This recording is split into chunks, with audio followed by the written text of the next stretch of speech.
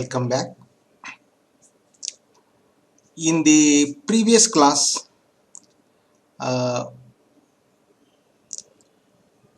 we had discussed in detail the wave equation in 3 dimensions by the method of spherical means, and then we derived the formula for the 2-dimensional wave equation using the method of descent. And to continue again the method of descent, uh, we also derived the formula for the solution of the telegraph equation uh, in terms of Bessel function, and we started the discussion on what about uh, the case of n bigger than 3. Okay, so we'll now continue the discussion on that.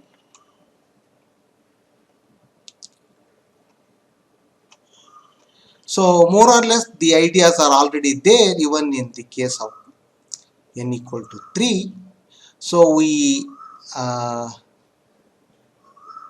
continue with the same discussion.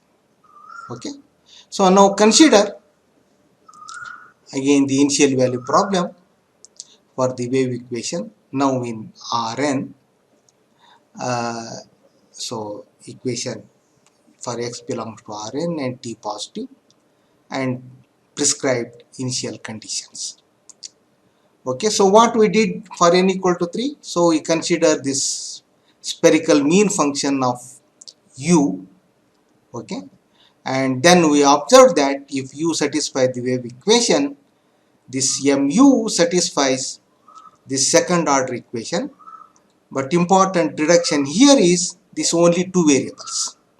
Okay, so here t and r is a real variable that is introduced through the spherical mean function.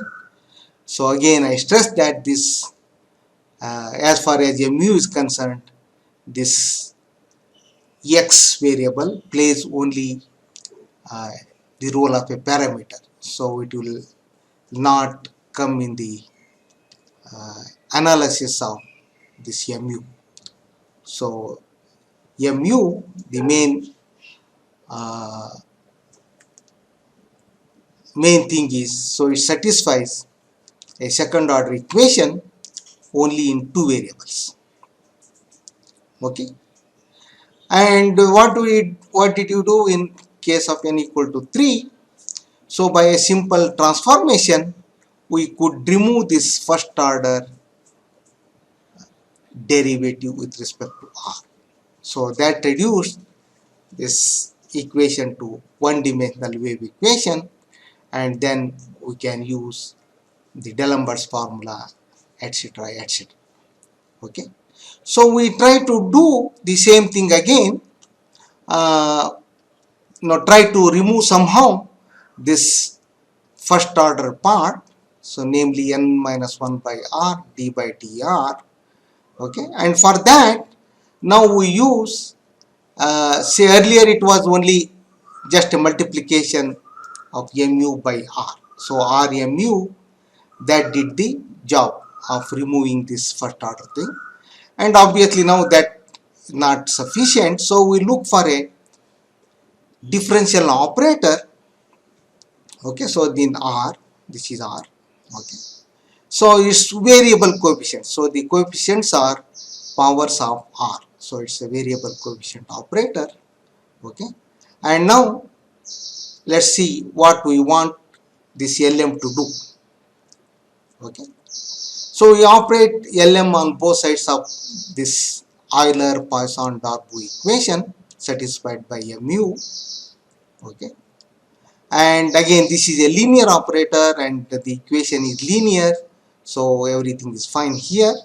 So since r and t are independent variables, so this second derivative with respect to t I can just bring it out, but this one, so this is also a differential operator with respect to r, so in r variable, and this is also a second order differential operator with respect to r, and since these are variable coefficients, so generally they do not commute. Okay, so this I cannot push this LM that side. Okay, just like we did here. So this LM and d square by d square, they commute, so I can just push this LM uh, inside, but that is not possible here. But somehow we want this LM to do that job, so when I push this LM inside, in the outside I just want to have a second derivative with respect to r only. Okay, and so what makes it that possible, whether this is possible or not, we have to see in detail. Okay, so again I am writing that thing. Okay, this is what we want. Okay, so just look at here, we want this. So LM, so this is a differential operator, this is a differential operator. Okay, we want this, and you rewrite now. So this, how to see this thing, so you just operate on any smooth function. So I want to this equality as operators. Okay, and rewrite this one. So this Lm d square by dr square, you take the other side. So d square by dr square Lm minus Lm d square by dr square, and n minus 1 is a constant. So this is just again linear operator. So n minus 1 Lm 1 by r d by dr. Okay, and this left hand side is denoted by the square bracket, and it's called commutator of these two operators, d square by dr square and L, similar to commutator of two matrices. Okay, suppose that is possible. Okay, somehow we have found this Lm, suppose that is possible, then what happens? Then life becomes very easy. So now you define again n xrt, n as a function of xrt, that Lm operating on this mu xrt. Okay, so in case of n equal to 3, okay, just comment. So n equal to 3, so Lm is just nothing but multiplication by r. Okay, so this means Lm, if I operate on a function v, it is just r. Okay, so in this case it's a differential operator. Okay, so Lm mu xrt. Okay, so assuming this commutator relation between these two operators is satisfied, then again go back to this computation. You see that this n satisfies the one-dimensional wave equation. Okay, so this is just.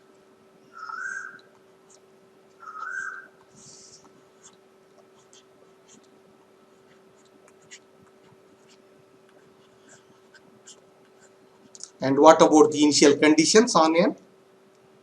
They are just coming from this mu.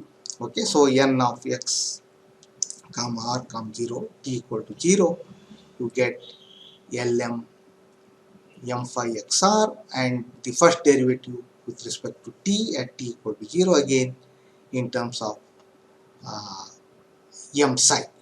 The only now difference is this, you have to operate this Lm. Okay, whatever that Lm is. Okay, and then of course, so since now this is just one dimensional equation, so you just apply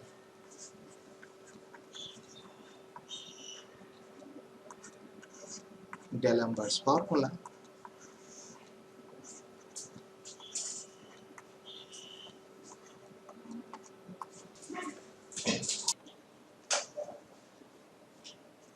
We just apply D'Alembert's formula.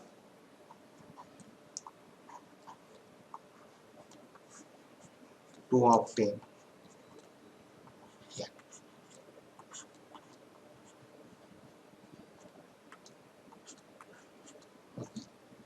But our main concern is we want to obtain u.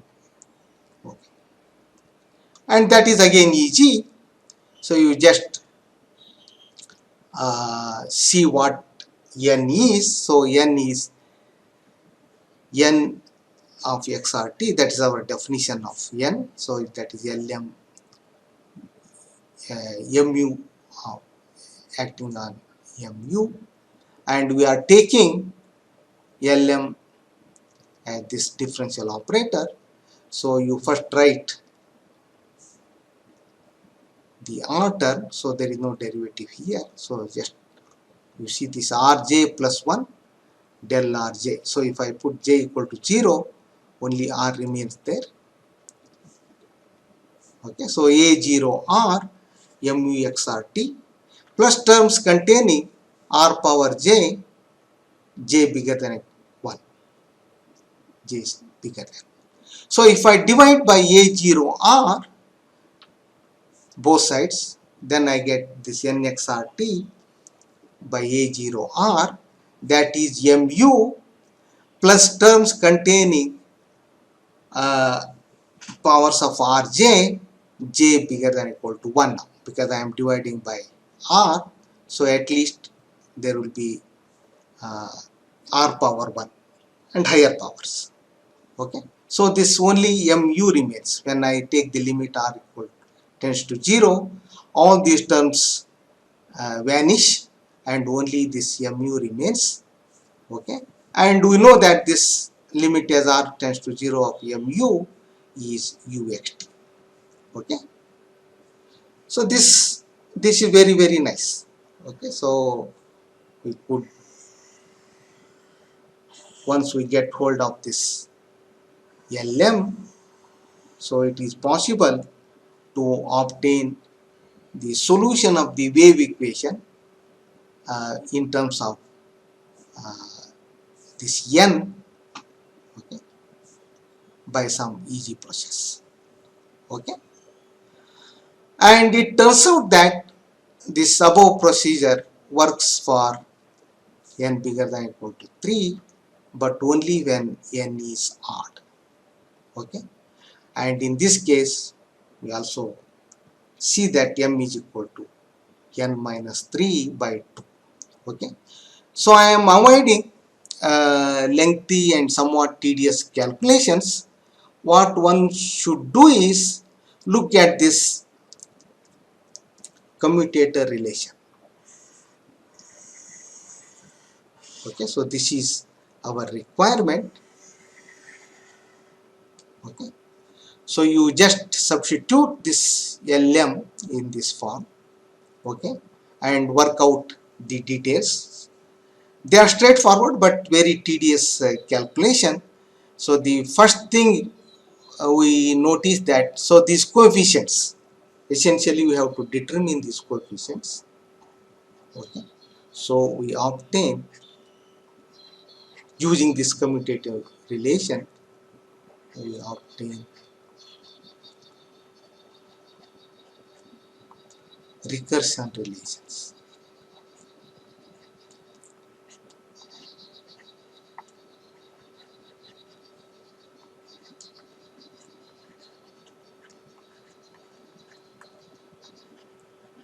Satisfied by these coefficients.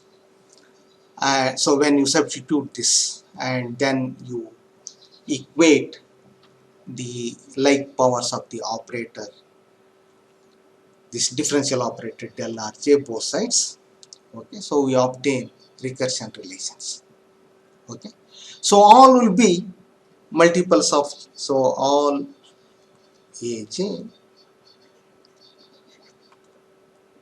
are multiples of am.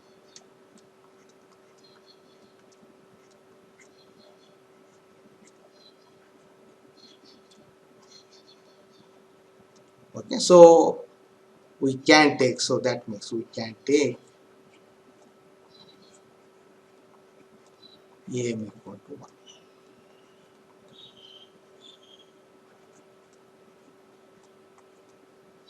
As I said, I'm not doing the computations, it's lengthy computations, so you can just look into our book. There are some exercises.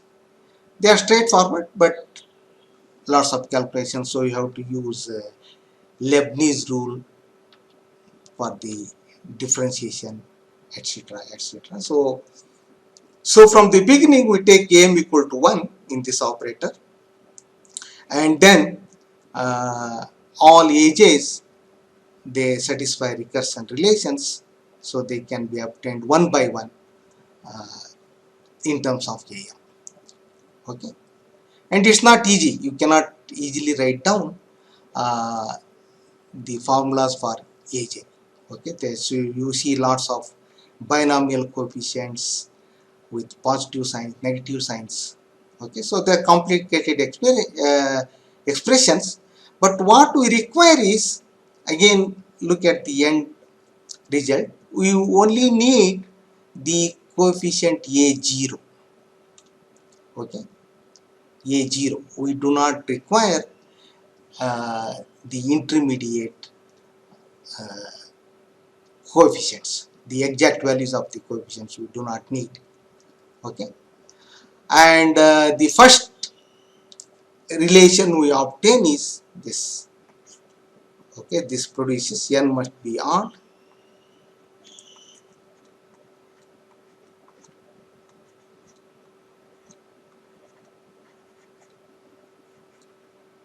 Okay, because we obtain this uh, 2, this n minus 1 n minus 3. Okay, that means we obtain 2m plus 3 equal to n. Okay, that forces n should be odd, and rest is easy. Okay, so this works only for odd n which are bigger than or equal to 3.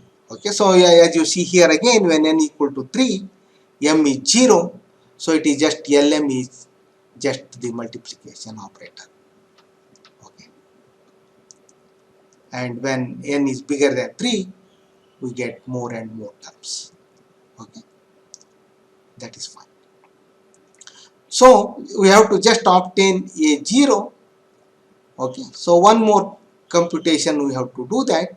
So it's, again, most of these arguments follow from induction process. Okay, so we have to do by induction, and that lm can be easily expressed, not easily, but you have to do some work, in a neat form. Okay, so lm, it turns out to be this operator 1 by r d by dr to the power m into this r to the 2m plus 1. Okay, so since we are dividing by r, this r is not equal to 0, we have to take, but when you expand, it's precisely of this form. It's of this form. So this, whatever r factors come in the denominator, they all get cancelled, so it's of that form. Okay, so again, this is proved using an induction argument. So this means, so when you operate on a smooth function v, so lm of v is given by 1 by r d by dr of this function r to the 2m plus 1 v. So v is a smooth function of r. Okay, and in this form we readily see that, so this, we want this a0 uh, coefficient, that a0 is given by 1 into 3 into 5, so all odd integers starting from 1 up to 2m plus 1, and now we know that m is n minus 3 by 2, so you can express this in terms of n minus this 2m plus 1, you can write as n minus 2, and remember again, n is bigger than or equal to 3 and odd. Okay, so once we obtain the solution of the wave equation uh, for n bigger than or equal to 3 and odd. Okay, and again we can use the method of descent, Hadamard's method of descent, and then obtain the solution for n even also. Okay, so in this way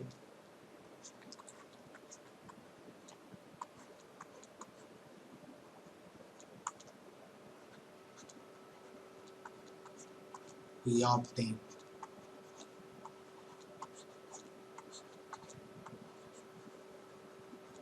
a formula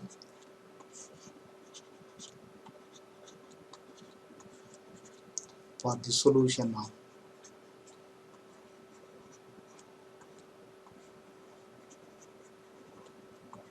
the wave equation, homogeneous wave equation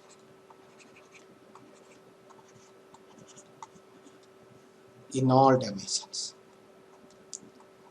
in all space dimensions.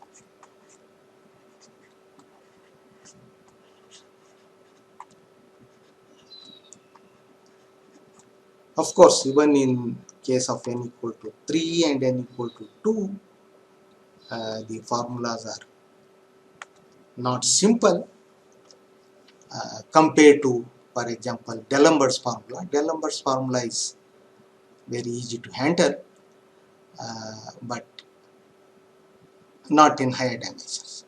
Okay, so now we summarize so that we write it in neat formula.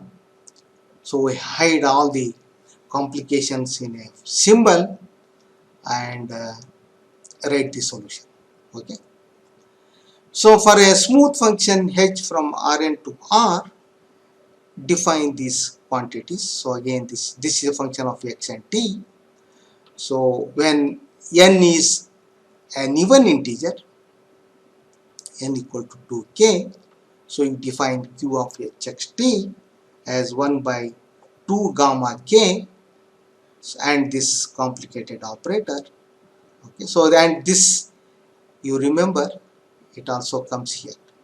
Okay, it's same thing. Okay, now R is replaced by t.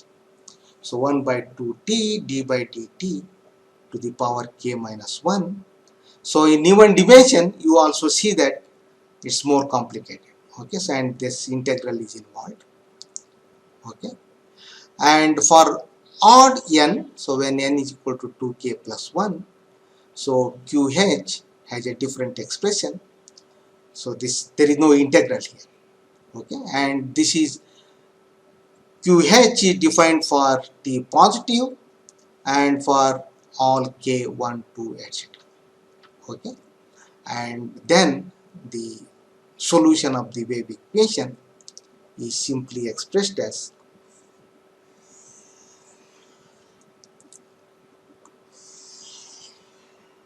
this. Okay, so as usual again, so the initial conditions ux0 is phi x and utx0 is psi x.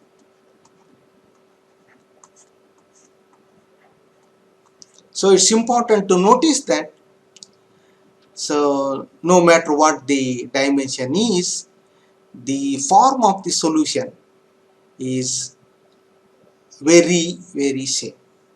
Okay, so it involves one function q phi, okay, and one derivative and another q psi. Okay, so this at least the final form of the solution uh, looks simple, but the expression for q phi and q psi, they are not simple. Okay, they involve uh, these complicated derivatives, and in case of even in even dimensions you also have some integral. Okay, so here is a an exercise. Okay,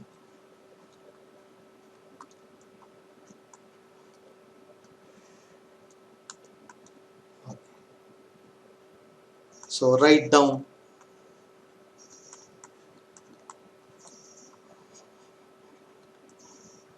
smoothness conditions. So I have not written that.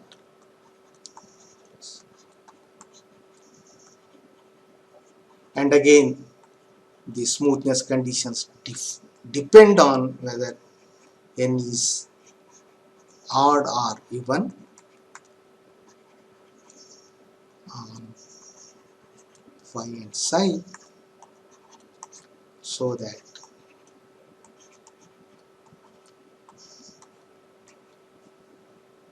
u is a Sheetal function. Right? So we are looking for a classical solution. So obviously we want u to be at least C2. Okay, and the smoothness conditions on phi and psi are determined by the formula QH. Okay, finally Q phi and Q psi should be well defined. Okay, and obviously phi requires one extra smoothness condition than psi because there is a derivative involved in the formula. Okay, just like 3 dimension we saw that, right? So n equal to 3, that's what we saw, right? Phi is C3 and psi is C2. Okay, and look at the expressions for this Q and figure out what smoothness on phi and psi are required so that the solution is a C2 function. Again, the verification, that direct verification. Okay, so if for given phi and psi, I can always define u by this formula, and verification is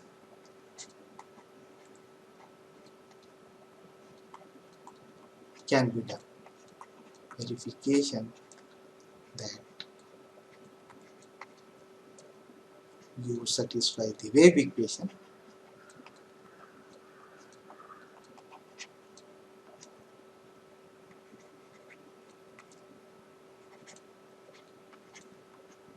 can be done.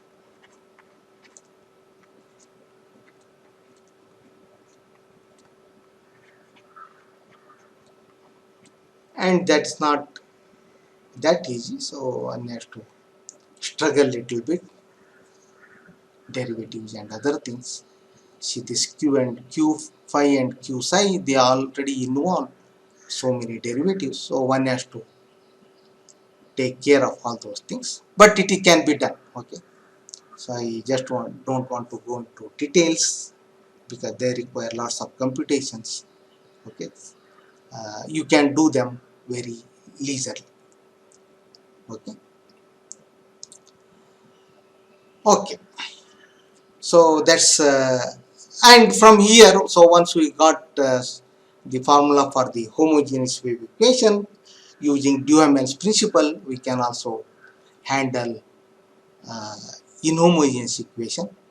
Okay, so that's not a problem, that's fine. And what is next? So where do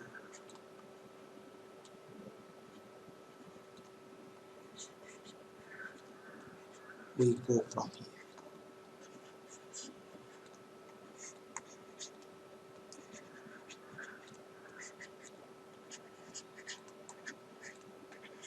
All right, we have obtained formulas for the solution.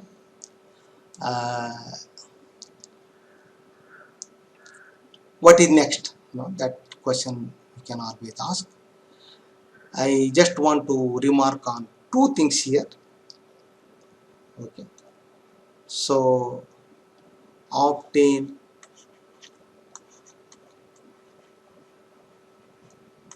LP LQ estimates.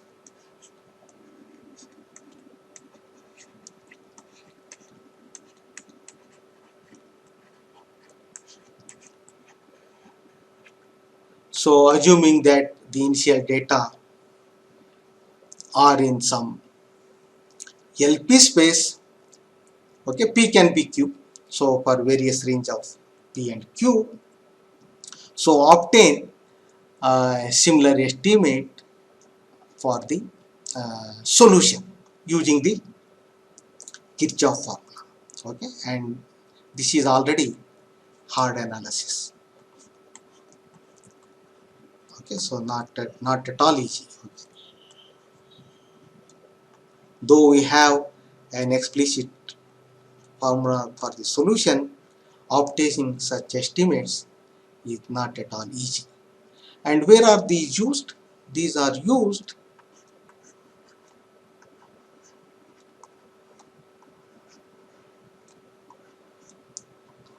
in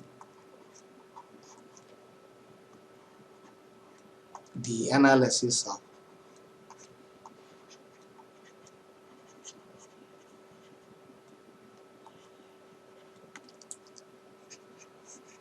nonlinear wave equations.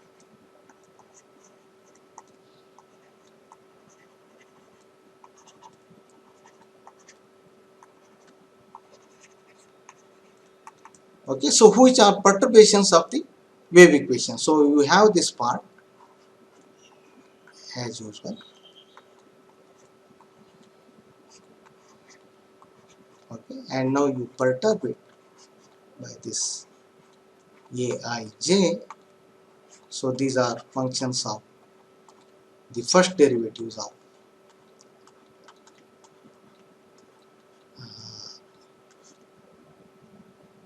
u, and you have this.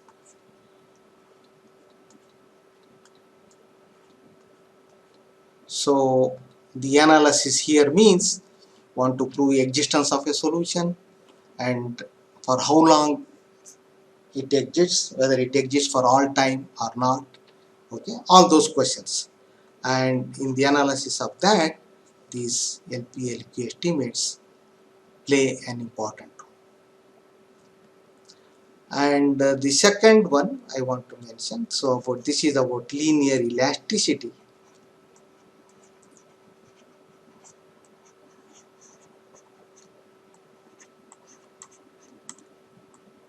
Elasticity.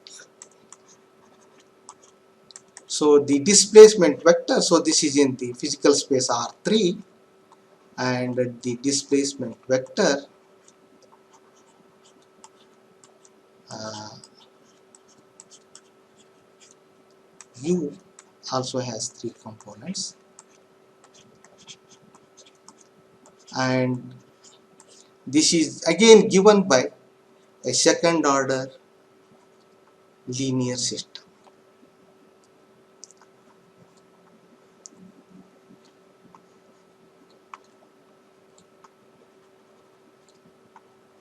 So now it's no more an equation, but it is a system, okay, system of three equations. They are all coupled between this U1 and U2, U3, but some by suitable transformation one can reduce those equations to wave equations. So again the formula we derived comes handy even in handling this system of linear elasticity. And there are also studies you can see in the literature. So now you add thermal effects,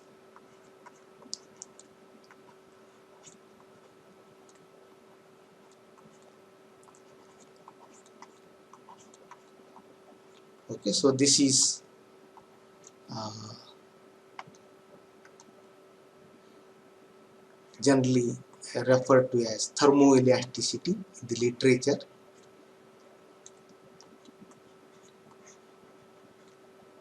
You want to see the effect of heating the elastic material, okay, and then you add a heat equation.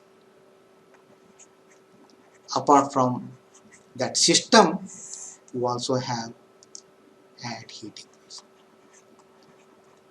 Okay, it's no longer, so it's a system, but it's no longer hyperbolic. So now you have a system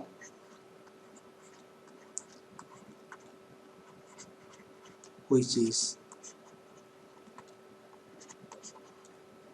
mixed one, hyperbolic parabolic or parabolic hyperbolic.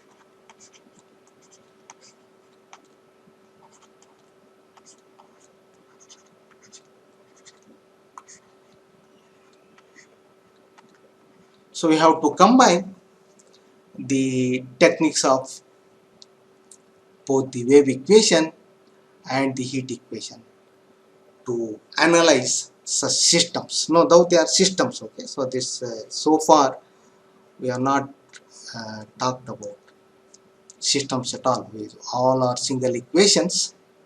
Okay, so that's what I just mentioned. Two things here. So, okay, there are many more things. Okay, and in the next class uh, we will analyze an example of a mixed problem for the wave equation. Thank you.